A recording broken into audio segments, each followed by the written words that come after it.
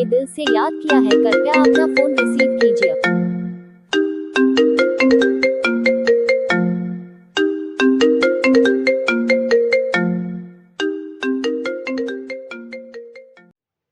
Hello दोस्तों, अगर आपको रिंगटोन अच्छी लगी हो तो चैनल को सब्सक्राइब करें और रिंगटोन को लाइक करें।